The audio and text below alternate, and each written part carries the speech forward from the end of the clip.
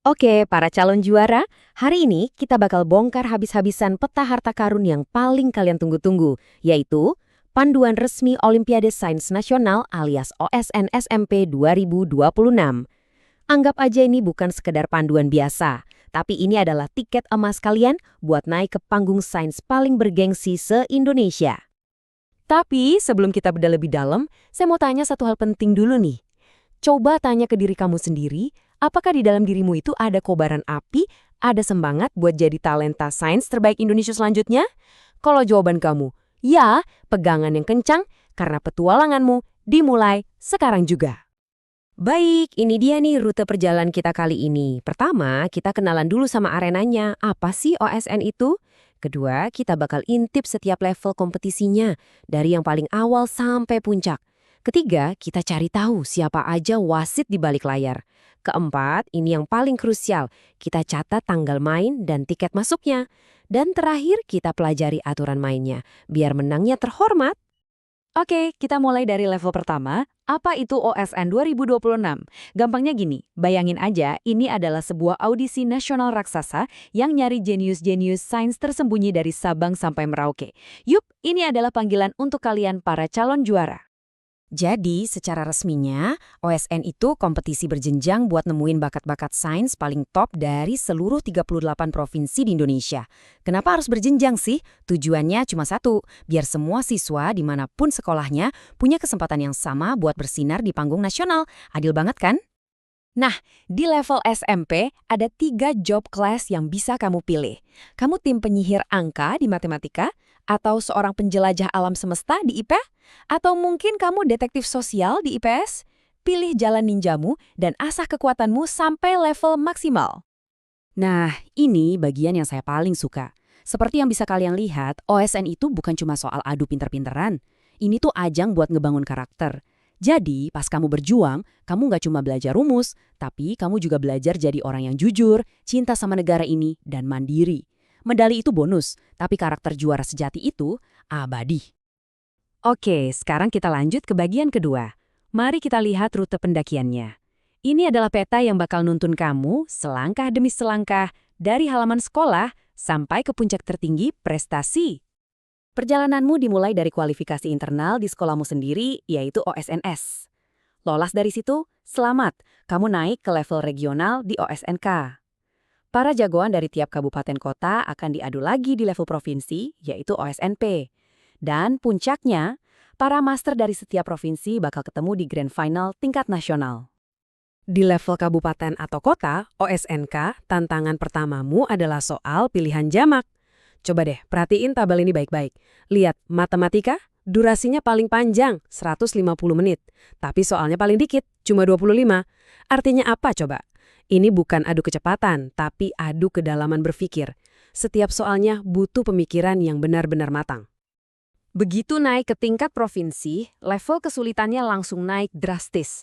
Waktunya lebih lama, dan lihat ini, format soalnya berubah. IPA sama IPS sekarang ada isian singkatnya. Dan matematika? Wah, lupakan pilihan ganda. Semuanya jadi isian singkat. Ini artinya kamu udah nggak bisa lagi asal nebak. Kamu harus tahu jawabannya dengan pasti. Dan inilah dia panggung impian kita semua, tingkat nasional. Pertarungannya ada 2 babak. Semifinal diadakan secara online buat menyaring yang terkuat dari yang terkuat. Lalu, para finalis bakal ketemu langsung tatap muka di babak final yang diadakan offline. Disinilah semua keringat, latihan, dan mimpimu dipertaruhkan. Ini puncaknya. Kompetisi segede ini kira-kira siapa ya orang-orang di baliknya? Yuk kita kenalan sama tim super yang memastikan OSN bisa berjalan dengan adil dan lancar. Nah, lihat bagan ini deh. Di puncak itu ada panitia pusat, ini otaknya. Di bawahnya ada panitia daerah, mereka ini tangan dan kakinya di setiap provinsi. Dan di garis paling depan ada sekolah dan guru-guru kalian yang jadi pelatih sekaligus supporter nomor 1 kalian.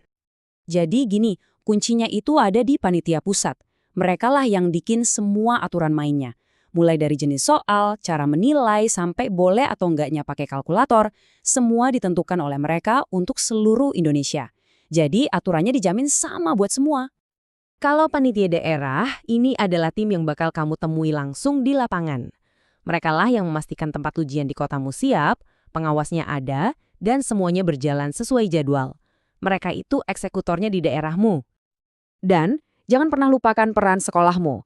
Merekalah yang pertama kali mengadakan seleksi, ngasih kamu bimbingan, dan ngurusin pendaftaranmu. Makanya, jangan pernah ragu buat bertanya dan minta dukungan dari guru-gurumu. Mereka adalah tim sukses pertamamu. Oke, sekarang kita masuk ke bagian yang super duper penting dan wajib kamu lingkari di kalender. Siapin catatanmu, karena kalau sampai kelewatan info di bagian ini, wah, bisa fatal akibatnya. Perhatiin baik-baik ya lini masa ini. Februari, pendaftaran dibuka. Jangan sampai kelewatan. Mei, pertarungan pertama di tingkat kabupaten atau kota. Ayo mulai latihan dari sekarang. Juli, lanjut ke tingkat provinsi. Dan puncaknya di bulan Agustus, semifinal dan final nasional. 4 bulan yang bakal penuh perjuangan. Ini syarat utamanya. Kamu harus WNI, siswa kelas 7 atau 8, dan pastinya lolos seleksi di sekolah. Nah, ada satu yang penting banget. Fakta integritas. Ini bukan sekedar kertas biasa loh. Ini adalah janji sucimu untuk bertanding dengan jujur dan sportif. Ini bukti karakter juaramu. Terakhir, dan ini sangat-sangat penting, kita bahas aturan mainnya. Kenapa? Karena juara sejati itu bukan cuma pintar, tapi juga harus jujur dan sportif. Panduan ini tegas banget soal pelanggaran. Dan kalian harus tahu ini. Lupa pakai seragam, kamu bakal dapat peringatan. Keluar ruangan tanpa izin, nilaimu bisa dipotong setengah. Dan yang paling berat, nyontek atau plagiat, sanksinya bukan main-main. Kamu bakal langsung didiskualifikasi dan dilarang ikut tahun depan. Ingat, integritasmu itu jauh lebih berharga dari medali apapun. Terus apa sih hadiah di garis finish? Ini dia yang kalian perjuangkan. Di tingkat nasional, untuk setiap bidangnya, akan ada 5 medali emas untuk yang terbaik dari yang terbaik, 10 medali perak, dan 15 medali perunggu. Ini bukan sekedar angka, ini adalah target yang harus kamu bidik. Jadi, totalnya ada 30 medali nasional yang diperebutkan di setiap bidang. 30 kesempatan untuk mengukir namamu dalam sejarah OSN. Sebuah angka yang membuat semua kerja keras dan begadangmu terasa sangat-sangat sepadan. Nah, kita kembali ke pertanyaan di awal tadi. Setelah melihat seluruh petanya, semua tantangannya, dan hadiahnya, apakah kamu siap menjawab panggilan ini? Apakah kamulah sang juara yang akan berdiri gagah di podium tahun 2026 nanti?